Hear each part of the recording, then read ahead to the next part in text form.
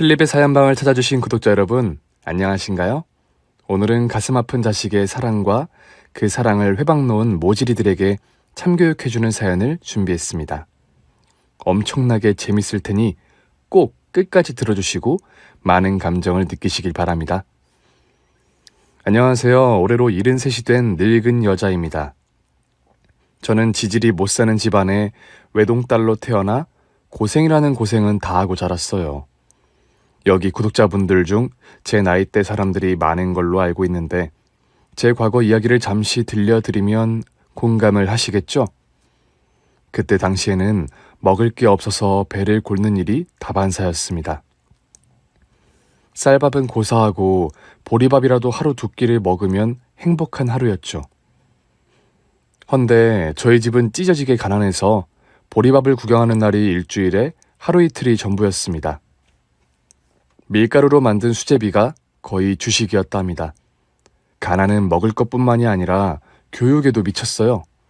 공부를 곧잘 했던 저는 중학교에 올라가길 소망했는데 초등학교를 졸업하자마자 부모님의 제안으로 남의 집 식모로 들어가 살게 되었습니다. 어린 나이에 독립한 데다 공부도 마음대로 못해서 속이 상했지만 주인집 어른들이 먹을 건 아낌없이 주셔서 그동안 못 먹어본 쌀밥과 맛있는 고기 반찬을 원 없이 먹었어요. 그곳에서 살림과 허드렛 일을 하며 식모로 수년간 일했고 성인이 되어서도 다른 길을 찾지 않고 똑같이 살기로 했답니다. 다른 곳에 가봐야 이만한 일자리와 보금자리를 얻지 못할 게 뻔했으니 식모의 길을 계속 걷기로 한 거죠. 그렇게 오랜 시간을 살다가 26에 주인집에서 나오게 되었습니다. 주인 어른이 돌아가시면서 가세가 기울면서 식모인 저도 같이 정리가 되었죠. 인생 2막을 선택한 곳은 한식당이었어요. 식모를 하는 동안 음식은 잘했으니 이걸로 먹고 살 길을 정한 거죠. 경력이 없어 주방 보조로 일을 시작해 3년 동안 설거지만 하다가 조리사로 승격해서 요리를 할 수 있었습니다. 메뉴는 김치찌개와 된장찌개, 그리고 여러 국밥이 있었는데 모두 제가 자신 있어 하는 것들이어서 쉽게 배우기도 했지만 나중에는 제 손을 타서 더 맛있게 탈바꿈 되었습니다. 그 덕에 사장님은 저를 주방장으로 올려주셔서 꽤 먹고 살만한 월급을 받아가며 삶을 누릴 수 있었네요.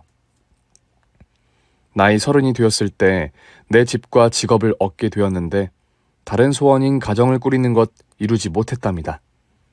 이전까지는 가난하고 살기 바빠서 결혼 생각이 전혀 없었는데 한두 가지씩 걸림돌이 사라지니 가족이라는 원대한 꿈이 생겼어요.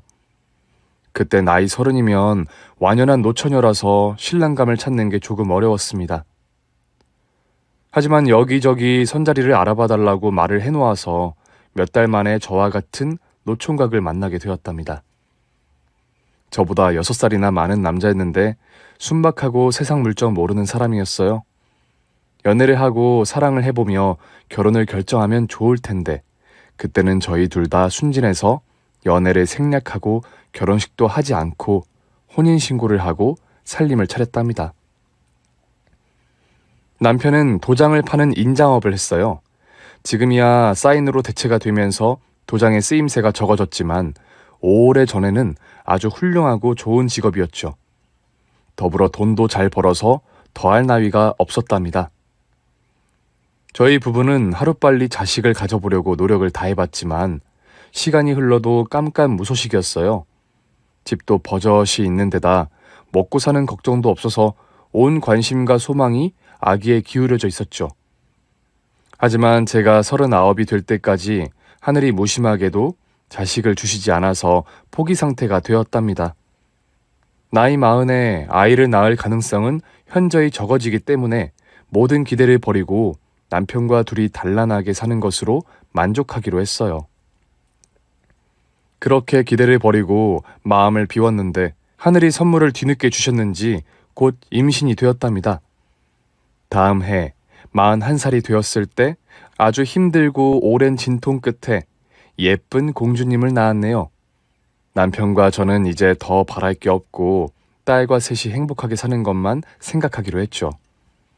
갓난쟁이 딸을 돌보려고 잠시 식당 일을 쉬기로 했답니다. 그이는 자기가 벌어다주는 돈으로 충분히 생활이 가능하니 더는 식당에 나가 바쁘고 힘들게 일하지 말라고 일렀어요. 그런데 생각해보니 딸을 키우려면 제 일을 그만두는 게 100번, 1000번 낫겠다는 판단이 들어서 휴가를 냈던 식당에 찾아가 아예 퇴사하겠다고 말을 전했답니다. 사장님은 아까운 인재가 떠나간다며 아쉬워하셨지만 자주 밥 먹으러 오라고 하셨고 언제든지 도울 일이 있으면 찾아오라고 하셨어요. 딸아이는 건강한 줄 알았는데 매일 기침을 심하게 해서 병원에 데려갔더니 선천적으로 천식을 가지고 태어난 데다가 몸이 아주 약하다고 했어요. 나중에 검사를 받아봐야 알겠지만 음식도 가려가며 먹어야 할 거라고 하더군요. 한 5년 동안은 딸아이 옆에서 떨어지지 않고 육아에 매달렸는데 생각한 것보다 몸이 많이 약했어요.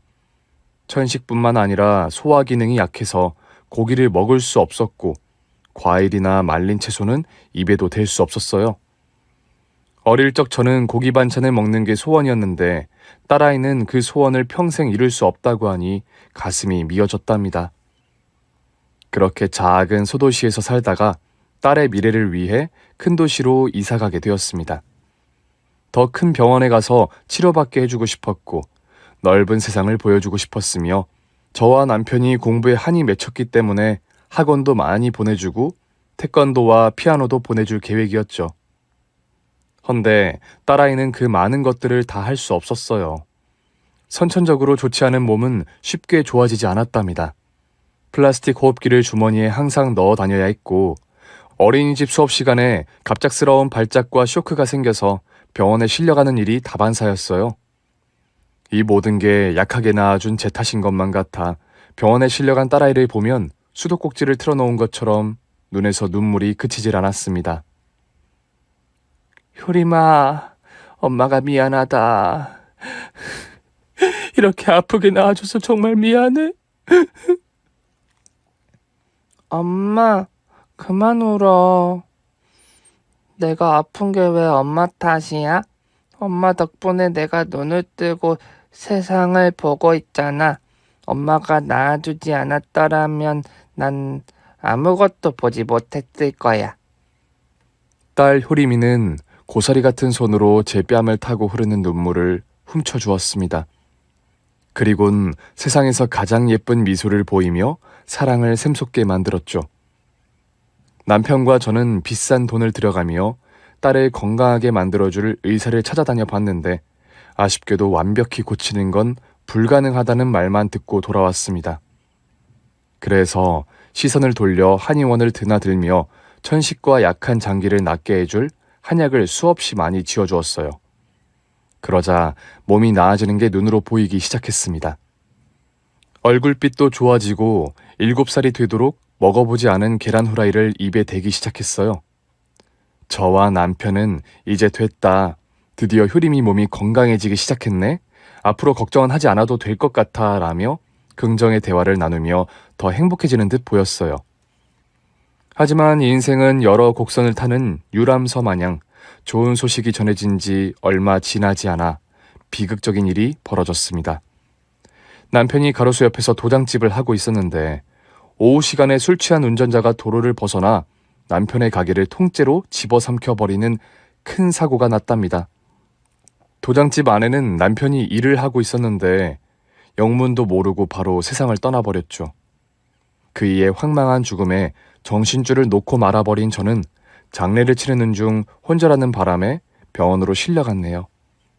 음주운전 사고자는 바로 구속이 되어버렸지만 하루아침에 애아빠를 잃은 제 심정은 그것으로 안정을 취할 수 없었습니다.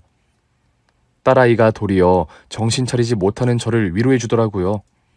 여하튼 갑작스러운 남편의 죽음에 저희 모녀는 남편이 없는 미망인으로 아빠가 없는 자식이 되어 살게 되었습니다. 속이 썩어가고 있지만 제가 가만히 있으면 딸아이 병원비와 학원비 같은 비용을 충당할 수가 없으니 생계를 위해 다시 일을 시작해야만 했답니다. 저는 제가 가장 잘할 수 있는 식당 일을 택했어요.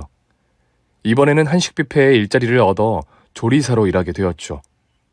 다행히 딸아이가 유치원에 가 있는 시간에만 일하게 되어 돌봐가며 엄마로선 최선을 다했습니다. 한의원에 꾸준히 찾아가 비싼 약재로 약을 다렸고 소아과에서 주는 약도 잘 챙겨 먹였는데 딸아이 몸 상태는 아주 조금 좋아졌을 뿐 큰 변화는 보이지 않았습니다. 학교에 들어가서도 몸이 아픈 날이 많아서 제가 자주 데리러 교실 안을 드나들었어요. 매일 아픈 자식을 보면 정말 가슴이 미어져서 숨이 잘 쉬어지지 않는답니다. 이런 아픔을 감내하며 딸아이를 열심히 그리고 최선을 다해 키웠고 어느새 성인이 되어 대학교에 가게 되었어요. 아픈 와중에도 공부를 놓지 않아서 제가 하고 싶었던 일을 대신 해내주었죠. 딸아이는 평소 책을 좋아하고 글 쓰는 걸 좋아하는 녀석이어서 국어 국문학을 전공으로 선택했습니다. 나중에 꿈이 선생님이 되는 거라 하더라고요. 몸만 건강하면 더 바랄 것도 원하는 것도 없을 텐데 다 큰 딸내미는 여전히 몸이 건강하지 않고 여리여리했답니다. 그래도 자기의 꿈인 선생님이 되려고 대학을 다니면서 임용고시를 준비하더군요. 남들처럼 악착같이 공부할 체력은 없었지만 틈틈이 시간을 허투루 쓰지 않고 노력했죠. 그래서 대학을 졸업하고 이듬해 시험에 합격해서 선생님 자격을 얻게 되었어요. 발령까지 4개월이 걸렸고 집과 가까운 초등학교에 교사로 출근하게 되었습니다. 꿈을 이루고 열심히 사는 모습에 저도 딸에게 부끄러운 엄마가 되지 않으려고 더 열심히 살았어요. 또 교회와 절을 차례로 찾아다니며 제 딸 효림이를 건강하게 해달라며 많은 기도를 드렸네요. 딸아이는 약을 틈틈이 먹어가며 학교에서 일을 했는데 집에만 오면 기절하듯 쓰러졌습니다.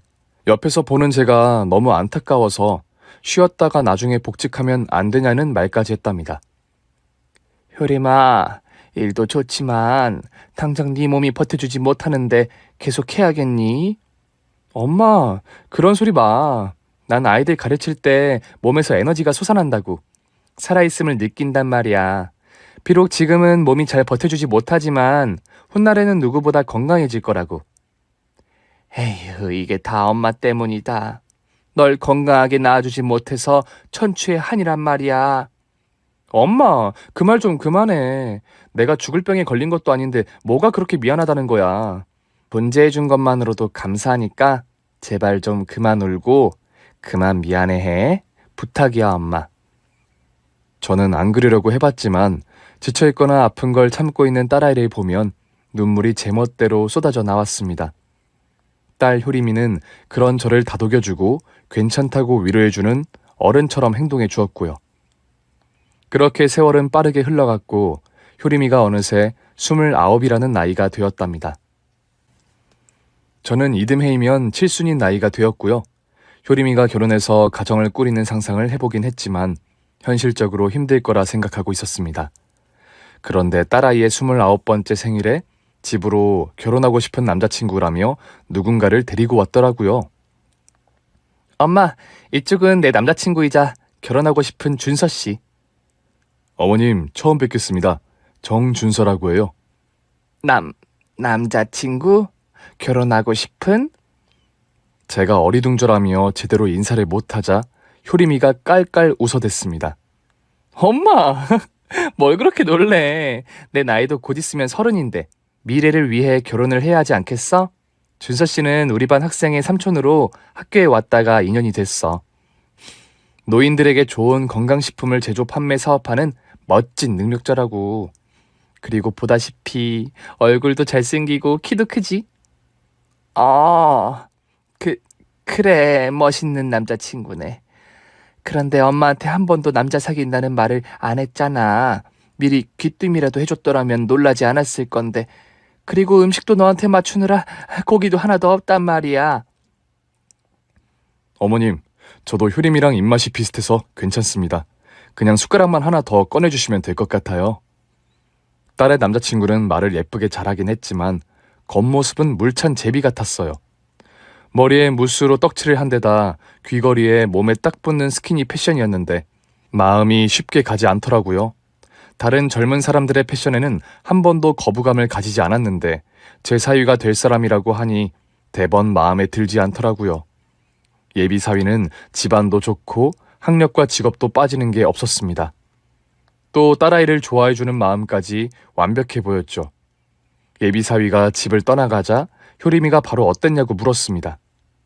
엄마, 우리 오빠 어때? 진짜 멋있지? 멋있기는 한데 좀 바람둥이 같아 보이던데. 에이, 겉으로만 그렇게 보이지만 속은 안 그래. 나만 보는 바보 온달 같은 사람이라고. 아무리 그래도 결혼은 좀 생각해보자. 엄마가 네 남자친구를 한 번밖에 못 봤는데 어떻게 바로 결정을 하겠니? 너도 아직은 몸 생각을 더 해야지. 저는 딸을 걱정해서 하는 말이었는데 효림이는 무조건 반대한다는 뜻으로 받아들이고 버럭 짜증을 냈습니다. 엄마는 내가 평생 빌빌거리면서 살길 바라는 거야?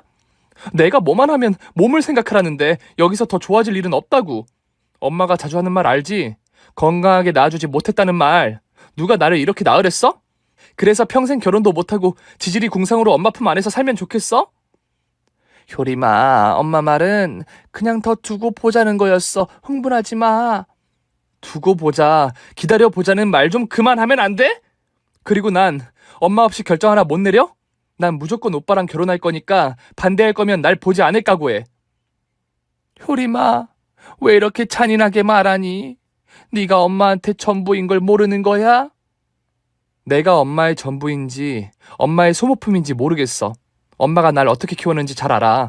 늘 고맙게 생각하고 있지만 계속 엄마 치마폭 안에 살게 하지 말아줘.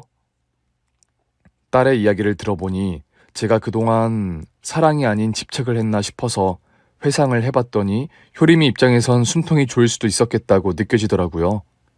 그래서 딸이 원하는 대로 살게 해줘야겠다 싶어서 물찬 제비와 결혼하라고 일러주었네요. 딸아이는 제가 반대를 해도 결혼했을 거라며 제 마음을 아프게 했는데 마치 사춘기 소녀 같았답니다. 어쨌든 결혼을 허락하고 얼마 뒤 상견례를 하게 되었어요. 사돈 내외는 크게 식당을 하고 있었고 돈이 아주 많다고 했습니다. 자신들이 번 돈의 일부를 기부하고 봉사활동도 매주 한다며 좋은 사람임을 강조하더라고요. 그런데 제 눈에는 곱게 보이지 않았습니다. 사돈, 우리 집하고 사돈 맺으면 인생 역전을 하시는 거예요. 돈 잘 벌지, 남 많이 돕지, 유명 인사들과 친하지. 하여튼 우리랑 가족이 되면 앞으로 인생 살아가는데 큰 걱정할 게 없다니까요. 그러니까 어려운 일 있으면 언제든 연락하세요. 아, 네. 좋은 일을 많이 하셔서 인맥도 좋으시군요. 또 식당을 크게 하셔서 성공하셨다더니 재력도 남다르신가 봅니다. 그런데 저는 제 딸 효림이만 잘 대해주고 아껴주셨으면 해요. 그건 걱정하지 마세요. 얘들 신혼집에 가정부랑 운전기사 붙여줄 거니까 평생 고생이라는 건 모르고 살 겁니다. 효림이 몸 아픈 것도 저희가 다 낫게 해줄 테니 걱정을 내려두세요. 좋은 말을 들으면서도 뭔가 꺼림칙하고 찝찝했습니다. 그래도 효림이가 사위의 얼굴만 보면 웃음꽃이 절로 피어나니 마음을 열고 결혼시켰답니다. 딸아이는 결혼과 동시에 학교를 옮기게 되었고 옮겨진 학교 근처에 신혼집을 마련했습니다. 제가 사는 곳에서 버스로 2시간 반이 걸리는 곳이었어요. 같은 서울인데도 끝과 끝이어서 자주 만나는 게 어려웠답니다. 그래도 매일 전화통화를 하고 카톡을 주고받아서 안심하며 지낼 수 있었죠. 효림이와 사위는 신혼 재미가 좋아졌는지 한 달에 한 번 정도 만났네요. 그때마다 딸아이의 얼굴은 더욱 밝아지고 예뻐져서 많은 생각이 들었어요. 남편을 만나 행복해 보이는 것도 있었는데 저와 지냈을 때 많이 참고 지내는 것 같다는 느낌이었답니다. 제가 딸아이를 진심으로 아낀 게 아니라 소유하려고 했던 게 맞는 말인 것 같아 자책감과 미안함이 들었네요. 그런데 딸아이를 자주 보면 오히려 독이 될 것 같아 만남을 자제하기 시작했습니다. 처음 1년 동안은 딸 내외가 저를 석 달에 한 번씩 분기별로 찾아왔고 그 정도 만남이 적당하겠구나 생각했습니다. 한편 혼자 살게 되자 돈이 궁하지 않고 쓸 곳도 많이 없다 보니 식당 일을 그만두었어요. 나이가 70이고 몸이 많이 망가져서 집에서 쉬면서 산책과 나들이를 하며 노후를 보내기로 했죠. 14살부터 쉼없이 일만 해오다 보니 여행이라는 걸 해본 적이 없어 처음으로 한국의 아름다운 섬을 다녀오기도 했고, 공부에 한을 풀고 싶어서 동사무소에서 주최하는 무료 영어 교육을 받기도 했답니다. 그렇게 딸과 떨어져서 제 인생을 조금 여유롭게 지내봤는데 자식이 보고 싶은 건 참을 수 없더라고요. 어딜 여행하든 무엇을 하든지 간에 딸아이가 먼저 떠오르곤 했답니다. 가끔 통화를 하며 아주 잘 지내고 있다는 소식만 듣고 있었죠. 그러다 효림이를 넉 달 동안 만나지 못하자 눈에서 가시가 돋았는지 몸서리치게 보고 싶었습니다. 당장 딸의 얼굴을 보지 않으면 죽을 것 같더라고요. 엄마의 본능으로 무작정 딸의 집을 찾아갔답니다. 멋들어진 아파트에 올라가 초인종을 울리자 효림이가 문을 열어주었는데 다른 사람인 줄 알고 착각을 했어요. 효림아, 너 왜 이렇게 말랐어? 안 그래도 말랐던 애가 얼굴이 반쪽이 됐네. 피골이 상접하기 직전이라고. 도대체 왜 이렇게 된 거야? 엄마랑 안 본 사이에 무슨 일이 있던 거야? 천식이 심해졌니? 엄마, 하나씩 물어봐. 무슨 질문이 그렇게 많아. 일단 들어와. 딸아이는 고무줄 추리닝 바지를 입고 있었는데 여러 번 흘러내릴 정도로 허리가 얇아졌답니다. 집안에 들어가 불을 켜고 다시 얼굴을 봤더니 행복에 겨운 모습이 아닌 속이 썩어 문드러진 사람처럼 보였어요. 효림아, 너 도대체 무슨 일이 있는 거야? 엄마한테 말해봐. 정서방이 네 속을 썩이는 거야? 아니면 몸이 아파서 이러는 거야? 엄마도 참, 정서방이 내 속을 썩힐 사람이야? 우린 아무 문제 없어. 그냥 환절기라서 몸이 약해져서 이러는 거니까 크게 걱정하지 않아도 돼. 어떻게 걱정을 안 하니? 자식이 빼짝 마른 걸 보고 안심할 부모가 세상 천지에 어디 있겠어. 몸이 안 좋으면 엄마랑 한의원 갈까? 예전에 먹던 약을 지워오도록 하자. 아니야, 엄마. 나 그냥 쉬면 돼. 이러다가 봄이 되면 말끔하게 나을 거라고. 저는 더 많은 잔소리를 하려다가 말았어요. 그리고 냉장고를 열어보았답니다. 그런데 반찬들이 모두 효림이가 먹을 수 없는 고기만 잔뜩 있었어요. 이게 어떻게 된 거냐고 물었더니 사위가 좋아하는 반찬을 가정부가 미리 만들었고 딸아이는 가정부가 그때그때 등푸른 생선이나 채소류를 볶아준다고 하더군요. 그 말을 고지곳대로 믿어야 하나 싶었지만 인상을 쓰며 신경 쓰지 말라고 볼멘 소리를 하는 바람에 냉장고 문을 닫아버리고 말았네요. 그런데 가정부가 다녀간 것 치고는 집안이 조금 지저분했어요. 천식인 효림이에게 위생과 먼지들은 치명적이어서 잔소리를 늘어놓았답니다. 가정부가 맨날 온다면서 집안 꼴이 이게 뭐야? 천식 환자인 걸 알면 청소를 신경 써야 하는 거 아니니? 남의 돈을 받아가면서 기본적인 것도 하지 않으면 어쩌자는 거야? 효림아, 너라도 좀 쓸고 닦고 해라. 이 먼지가 다 네 기관지로 들어가면 어떻겠어? 엄마, 잔소리 할 거면 그만 돌아가. 정말 지겨워 죽겠어. 내가 한두 살 먹은 어린애도 아니잖아. 그리고 이 정도 먼지는 좀 있어도 돼. 사람이 면역력을 키우려면 조금 지저분해도 괜찮다고. 그래, 미안하다. 엄마가 괜히 와서 널 괴롭혀서 정말 미안하다. 됐니? 엄마, 안 되겠어. 여기서 계속 같이 있다간 내가 화를 낼 것 같으니까 그만 집에 가. 오랜만에 만난 엄마를 그냥 쫓아내겠다고? 너 정말 너무한다. 엄마 섭섭해. 서운한 기색을 비추고 청소를 시작했는데 딸아이가 핸드폰을 집어 던지더군요. 제발 혼자 쉬게 해달라며 왜 괜히 찾아와서 신경을 건드리고 괴롭히느냐고 말하는 겁니다. 순간 잠시 화가 나긴 했지만 딸이 했던 말이 떠올랐어요. 제가 효림이를 소모품으로 생각하고 있다는 걸 말이죠. 지금도 제가 그렇게 행동하고 있는 건가 싶어 청소를 대충 마무리하고 딸애를 침대에 눕혀주었습니다. 효림아, 미안하다. 엄마 때문에 신경질 났지? 미안해. 다음부터는 연락하고 허락받으면 찾아올게. 진심으로 미안해. 낮은 목소리로 속삭였더니 딸애가 눈물을 흘리더군요. 엄마, 미안해. 내가 싸가지가 너무 없지. 요즘 예민해져서 그런가 봐. 이런 모습 보이고 싶지 않아서 더 그런 것 같아. 엄마는 내 걱정해서 찾아온 건데 다음부터는 이러지 않을게. 오늘까지만 이해해줘. 아니야, 네가 왜 싸가지가 없어. 넌 이 세상 누구보다 착한 천사란 말이야. 가끔 천사도 화도 내고 그러는 거야. 자연스러운 감정이니까 괜히 마음 쓰지 말거라. 엄마는 이방 가볼 테니까 푹 쉬도록 해.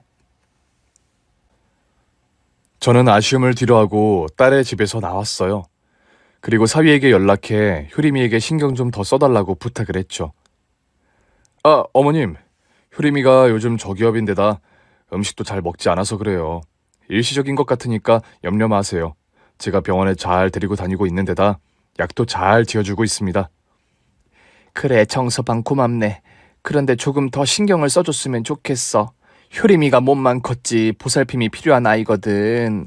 그건 자네도 알지? 그럼요. 저도 효림이가 말라가는 게 너무 가슴 아프다고요. 앞으로 2배, 3배 더 신경 쓰도록 하겠습니다. 다행히 사위와는 별 문제가 없는 것 같아 안심하고 돌아갔어요. 그렇게 2달 정도 시간이 지나자 다시 딸아이 얼굴을 보고 싶어 연락하고 찾아가야겠다고 생각하고 있었는데 불가피한 상황이 닥쳐서 생이별을 해야만 했습니다. 바로 코로나가 찾아왔기 때문이죠. 효림이는 천식에다 면역력이 굉장히 약했기 때문에 집 밖을 절대 나가지 않았어요. 학교 수업도 인터넷 줌으로 해서 천만다행이었죠. 저와도 자주 통화를 했는데 어쩔 수 없는 상황이니 나중에 시기가 좋아지면 맛있는 거 먹으러 가자는 말을 여러 번 했답니다. 저 역시 한 달이 지나도록 집 밖을 나가지 않고 지냈어요. 뉴스에 코로나 사망자 뉴스가 뜰 때마다 가슴을 졸이며 이런 일이 제 주변에는 일어나질 않길 바랐죠.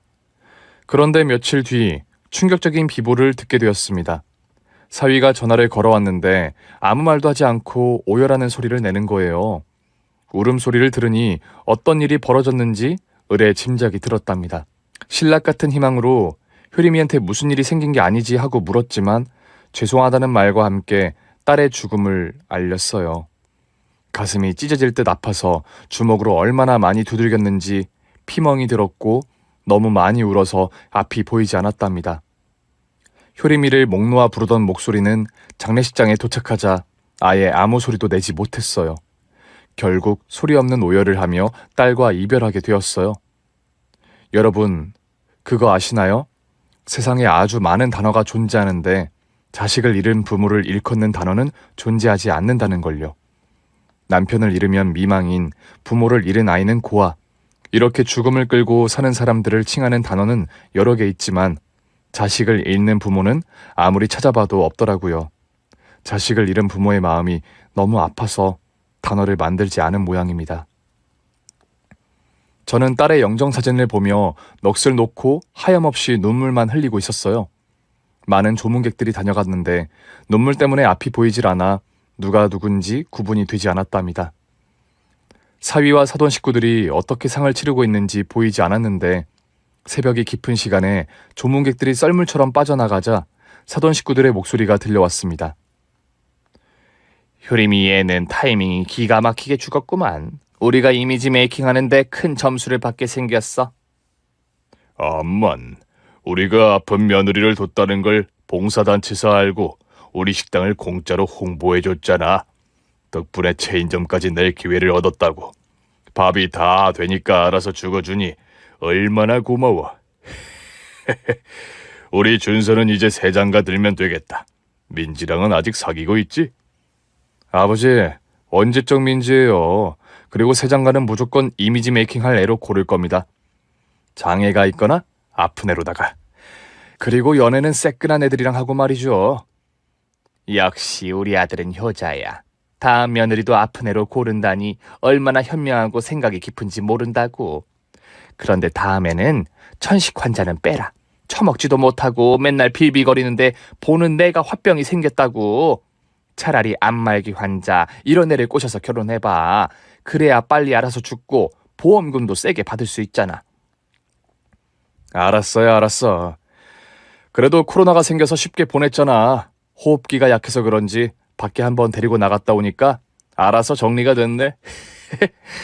게다가 효림이 제가 남겨준 보험금 꽤 돼. 8억 가까이 나올걸? 8억? 얘 준서야, 엄마한테 4억 나눠주면 안 되겠니? 우리 식당을 확장했으면 하는데 말이야. 왜 안 되겠어? 나 효자라는 거 잊은 거야? 4억이 아니라 5억 줄 테니까 팍팍 써. 사위와 사돈 내외는 충격적인 대화로 절 놀라게 했습니다. 효림이를 진심으로 사랑하고 아껴주는 사람들인 줄 알았더니 모두 거짓말에 사기였어요. 게다가 딸을 빨리 죽게 하려고 모의까지 한 걸 들으니 피가 거꾸로 솟았답니다. 저는 눈에 뵈는 게 없었기 때문에 바로 자리에서 일어나 육개장 국통을 들고 사돈 식구들에게 쏟아버렸습니다. 이 악마 같은 놈들아, 감히 내 딸을 니들 사리사욕을 챙기려고 이용을 해? 내 딸이 빨리 죽길 바랐다고? 이 개 같은 것들, 내가 가만두지 않겠어. 니들 모두 감옥에서 평생을 썩게 만들겠어. 아니 어머님 왜 이러세요? 우리가 뭘 어쨌다고 감옥에 보내내 만에 하시는 거냐고요? 막말로 코로나로 죽었지 우리가 죽게 만든 게 아니잖아요. 에이 씨발, 비싼 옷 다 버렸네. 국졸이라더니 하는 짓이 영락없이 무식하구나. 이봐요 사돈, 아니 노친네야. 우리 집안과 잠시 사돈 맺었으면 영광인 줄 알아야지 어디서 지랄이야. 너희들이 하는 말 다 들었어. 이걸로 신고해서 가만두지 않을 거야. 신고해봐. 과연 그깟 말 몇 마디로 우리 감옥에 보낼 수 있을까? 그리고 노친네 당신 딸은 지가 코로나에 걸려 사망한 년이라고. 우린 아무런 혐의가 없어. 오케이? 제 경고에도 아랑곳하지 않고 막말을 내뱉는 새 짐승에게 빗자루로 매질을 실컷 했습니다. 본능적으로 일어난 일이라 제 감정을 컨트롤하지 못했죠. 이윽고 누군가 경찰에 신고했는지 경찰 셋이 와서 저를 말리고 폭행 혐의로 입건하겠다고 하더군요. 그 사이 사돈 식구들은 낄낄거리며 장례식장을 빠져나가 진단서를 끊으러 갔답니다. 사돈은 자비를 베풀겠다며 효림이 상을 다 치르고 처벌을 받게 해주겠다며 비웃었네요.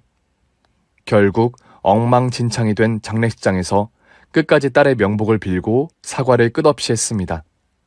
진작에 구해주지 못해 미안하다는 말을 되풀이하면서 말이죠. 납골당에 딸을 안치하고 경찰서를 출두해 합의금을 주고 나왔어요. 이번에도 사돈 식구들이 자비를 베풀겠다며 고소를 취했다고 낄낄거리더군요. 경찰서에 나와 딸아이의 사망 신고를 하고 집에서 며칠 동안 박혀 있었는데 보험회사에서 연락이 왔습니다. 효림이가 보험 수혜자를 저로 바꿔놓았다며 보험금을 수령하러 오라는 말을 전했답니다. 또 딸의 유품을 뒤져보는데 일기장이 나왔어요. 그 안에 적힌 내용을 봤는데 사위놈이 바람피고 있는 걸 알고 있는 데다가 딸아이를 혼자 방치하는 날이 덜어 있었답니다. 저에게 미안해서 아무런 말도 하지 못한다는 내용을 읽자 온몸에 피가 거꾸로 솟았네요. 효림이는 사위와 사돈 내외가 자신을 이미지 메이킹하며 식당을 번창하게 쓰인다는 걸 다 알고 있었던 겁니다. 효림이가 이용당하고 힘든 순간을 혼자 삭히며 살았다는 것에 가슴이 미어져서 또다시 오열하고 말았네요. 저는 보험금을 수령하며 사돈 식구들이 고소 취하한 걸 후회하도록 만들기로 작정했답니다. 8억이라는 큰 돈으로 어떻게 복수해야 할지 고민을 거듭해봤는데 그 짐승 새끼들을 철저하게 망하게 하는 게 가장 클 것 같았어요.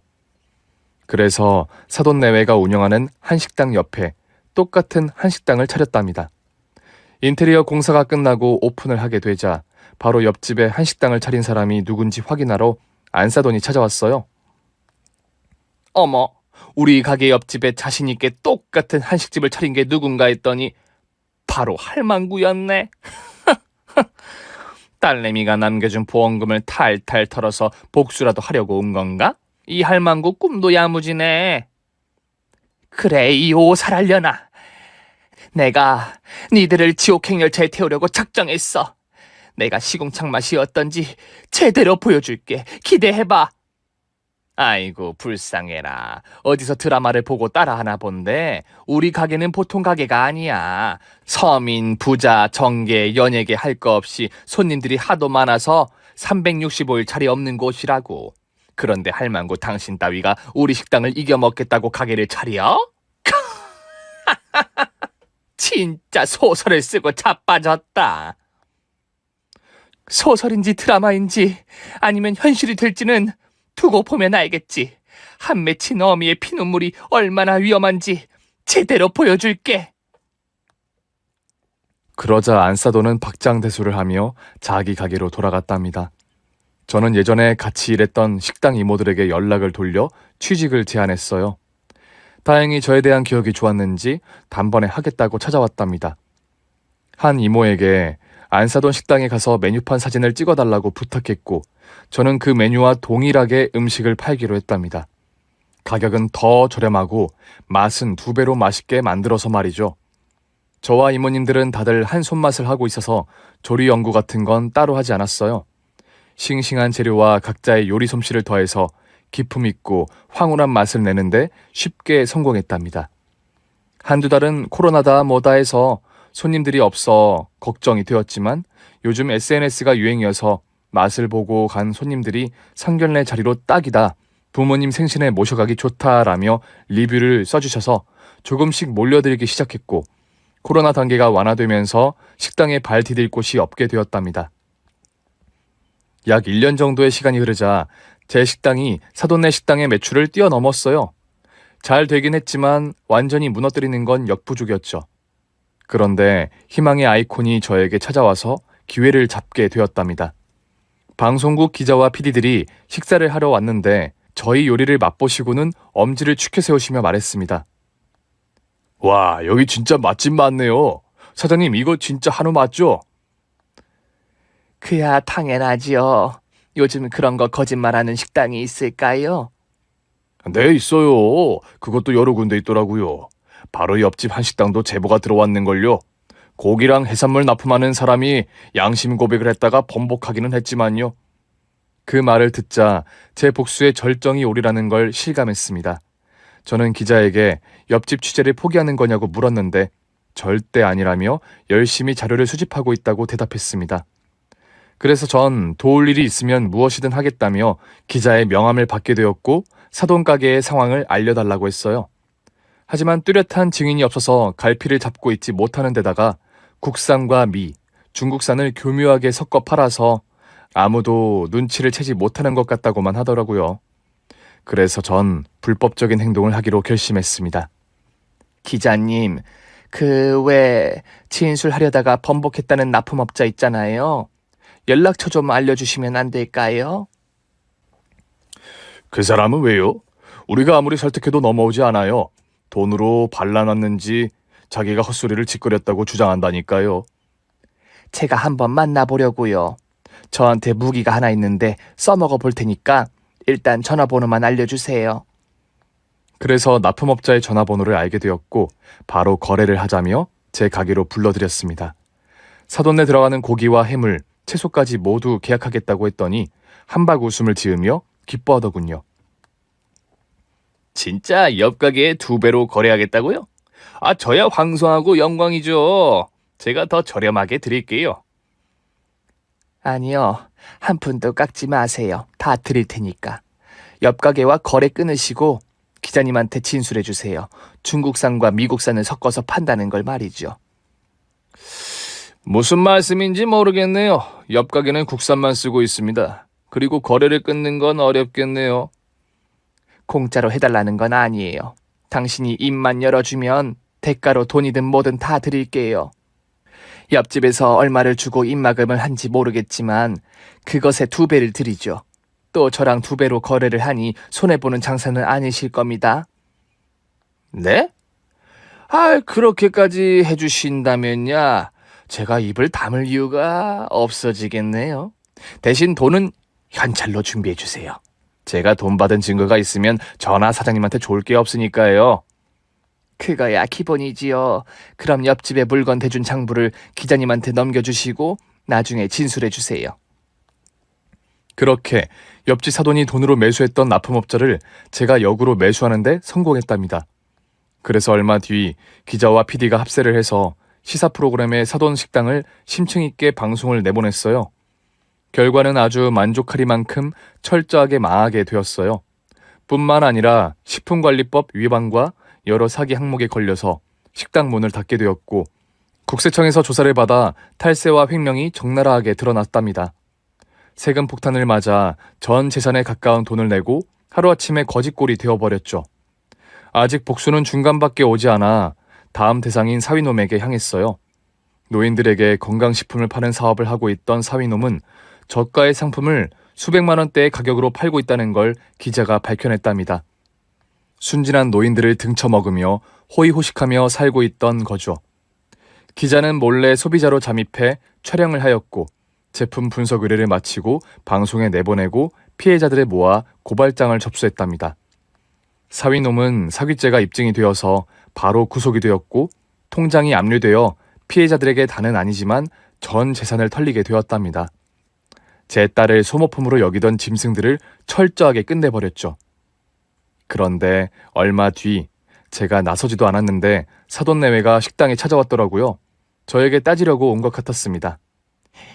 야, 이 할망구야. 너 때문에 우리 식구가 패가 망신해버렸어. 이제 지낼 집조차도 없다고. 그가 아주 잘 됐네. 내가 전에 말했었지. 지옥행 열차를 태워주겠다고. 지금부터 재미있게 지옥 구경하면서 살아봐. 이 개같은 망나니를 봤나? 사과를 하고 싹싹 빌어도 모자랄 판에 뭐가 어째? 야, 우리가 피해당한 거 전부는 아니어도 보상을 받아야겠어. 네가 나 망하게 하고 우리 손님 다 빼앗아갔으니까 보상금 2억만 내놔.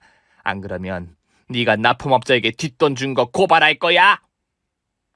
얼씨구 지화자 연병을 떨고 자빠졌네. 이 오장육부를 비틀어 똥오줌을 입으로 싸게 하려나. 주제 파악 못하고 협박하러 왔니? 지금 너는 계란이고 나는 파위야. 아무리 던지고 지랄해도 난 꿈쩍하지 않는다고. 꼴랑 납품업자 이야기로 협박하러 왔다니 지렁이가 꿈틀거리려면 뭐라도 가지고 꿈틀거려야지 않겠어? 그 납품업자한테 나는 최고의 거래처야. 그 양반 입을 열려면 돈이라도 있어야지 거지녀나. 어디 와서 행패를 부려? 제가 화끈하게 호통을 쳤더니 바깥 사돈이 안 사돈을 말리며 저에게 말했습니다.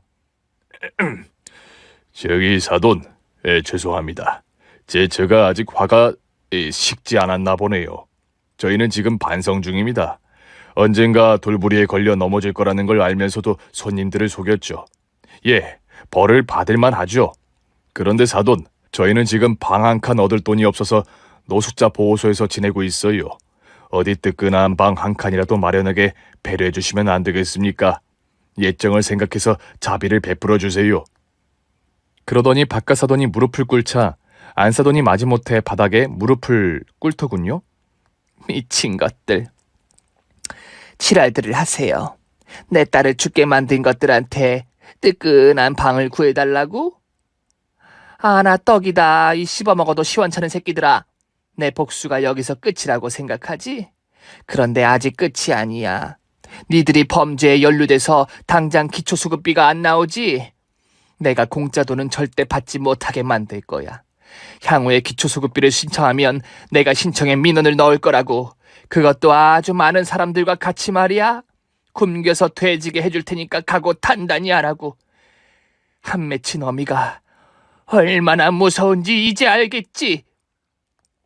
제가 경고의 말을 했더니 안사돈이 벌떡 일어나 제 머리채를 잡고 따귀를 날리더군요. 그래서 저는 두 주먹으로 안사돈의 얼굴과 배, 가슴을 찜질해 주었고 발로 실컷 두들겨 패주었습니다.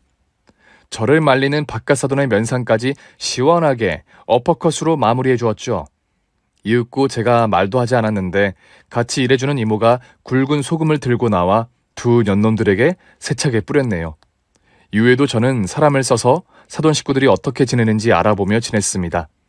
잘 사는 꼴은 절대 볼 수 없었으니 어떻게든 더 깊은 시궁창으로 떨어지게 만들어야 했죠. 하루는 두 년놈이 폐지를 줍고 있었는데 제가 고용한 사람이 그걸 가지고 달아나게 했고 다른 노인에게 건네주도록 했답니다. 이런 식으로 모가지를 계속 비틀었더니 얼마 뒤 두 년놈이 길바닥에서 한날 한시에 객사하고 말았어요. 그리고 얼마 뒤에는 사위놈이 교도소에서 철봉에 매달려 운동을 하다가 바닥에 떨어졌답니다. 목뼈가 부러지면서 전신마비로 평생 누워서 지내게 되었다네요. 혼자 똥오줌을 가리지 못한 채 말이죠. 그때 제가 기분이 너무 좋아서 딸아이가 있는 납골당에 가서 편히 눈 감으라고 말해 주었습니다. 저는 복수를 하고 성공한 삶을 살고 있지만 아직 가슴에 묻은 딸아이 때문에 하루도 슬프지 않은 날이 없어요. 제가 세상을 떠날 때까지 안고 가야겠죠? 에휴, 저의 가슴 아픈 사연과 분노와 복수의 이야기는 여기서 끝을 내야겠네요. 앞으로 좋은 일 많이 하며 살아가겠습니다. 훗날 천국에서 딸아이를 웃으며 만나고 싶네요. 오늘의 사연은 가슴이 아프기도 하고 통쾌한 복수극까지 함께 있네요. 이런 사연을 읽을 때마다 느껴지는 거지만 세상의 모든 어머니를 존경합니다. 그리고 사연자님이 죄책감이 있으신 것 같은데 당신께 잘못이 없다는 걸 꼭 알려드리고 싶네요. 구독자 여러분이 댓글로 힘을 주시면 좋겠어요. 그럼 저는 다음 시간에 찾아오도록 하겠습니다. 모두 감사하고 사랑합니다.